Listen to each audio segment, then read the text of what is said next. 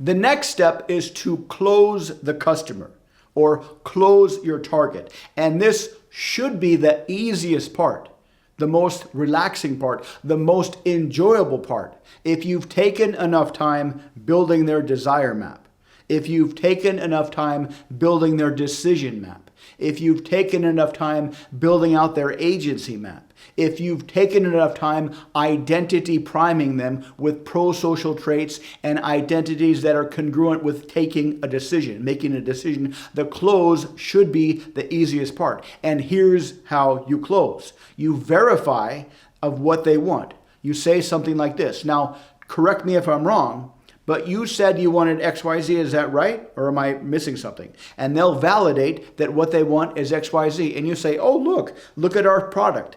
This also has XYZ. I don't know about you, but it seems to me that this is a perfect match. What do you think?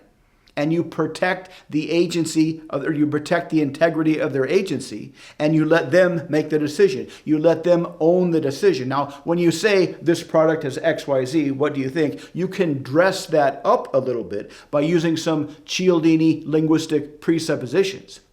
Now, correct me if I'm wrong, Mr. Customer, but you said you wanted XYZ. Am I right or am I missing something? Okay, you do want XYZ. Well, what a lot of people find, social proof, what a lot of people find is that one of the reasons, linguistic presupposition, one of the reasons they love this product is because it has XYZ. I don't know if this makes sense to you, but it looks to me like it's a perfect match. What do you think?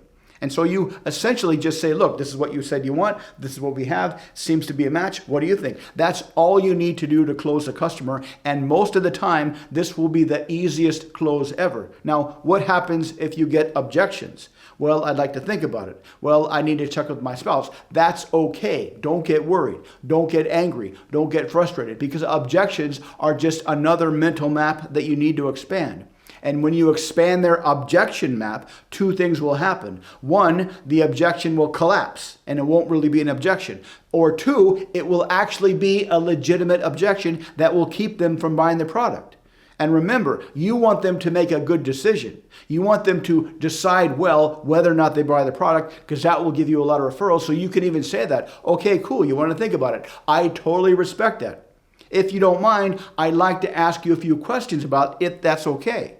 Because I'd rather you make a good decision and not buy the product than make a bad decision and buy the product. So when you say you need to think about it, what exactly does that mean? Is it like this or is it like this? When you say you want to check with your spouse, what exactly does that mean? Is it like this or is it like this? And so long as you don't have any energy that indicates you're trying to contradict them, you're just trying to find out about what they think, you're just curious, and you have a laid back, ego-free based curiosity frame of I'm trying to understand, they will be forthcoming with their answers, and you can help them elicit their objection map. And like I said, if you from a curiosity standpoint, if you from a ego-free standpoint elicit their objection map with either or questions, the objection will either collapse or it will be a legitimate objection, and you should respect that.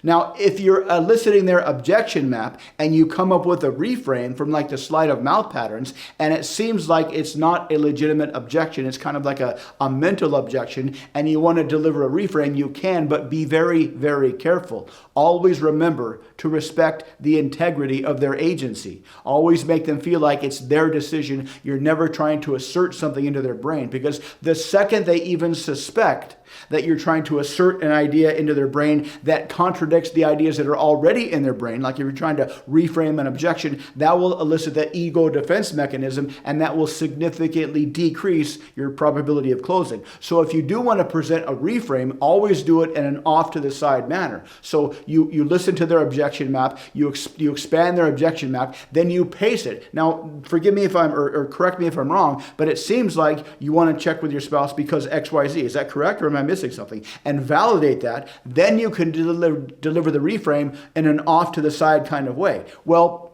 that totally makes sense. And this might not be relevant to you, but in my experience, a lot of people have found, and then deliver the reframe through what a lot of people have found and let them decide whether or not that's valid according to their own objection map as they've just explained it to you. This way, you can deliver the objection reframe and still protect the integrity of their agency. And that will give you the most highest probability of getting a sale or getting them to go along with your idea.